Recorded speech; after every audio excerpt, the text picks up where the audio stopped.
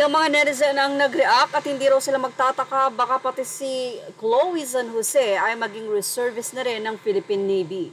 Ito'y matapos bigyan at gawaran itong si Carlos Yulo ng Philippine Navy bilang PO1 Reserve ng bansang Pilipinas.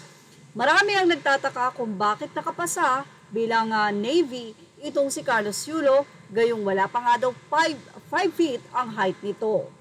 Well, dito na nga po ba daw pumapasok ang sinasabi nilang special treatment or kapag ka gusto mong gawaran ng ganitong award, ay basta-basta ka nilang gagawa at walang kaukulang mensahe o walang kaukulang pagsasabi sa mga netizen.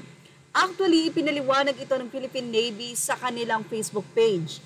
At sa maikling summary, sinabi nila na ang pagiging disiplinado at pagiging focus ng 2 times gold medalist na si Carlos Yulo sa kanyang mga ensayo ay isang pagpapatunay na ito ay napaka-dedicated sa lahat ng kanyang ginagawa.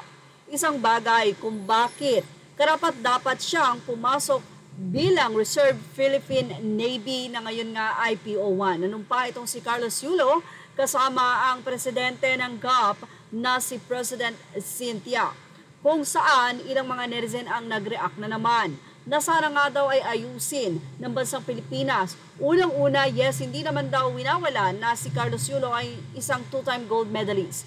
Pero tandaan na iniwan niya ang kanyang mga magulang dahil sa pag-ibig kay Chloe.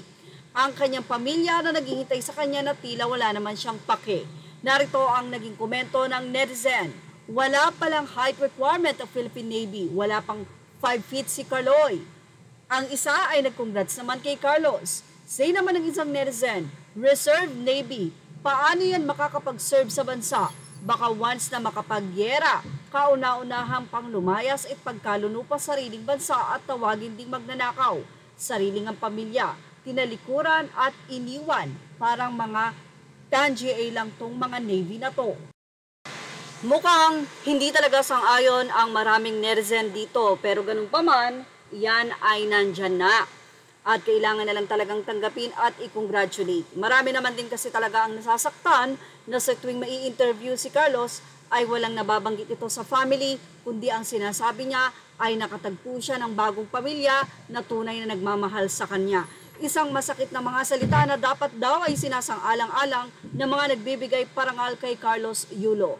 The more na nagbibigay siyang parangal, the more daw na pinapamukha nito sa magulang at sa pamilya na lalo siyang nabibless. Yan ang ating Showbiz Now update. Images are all credit to the rightful owners. Thank you for watching Showbiz Now.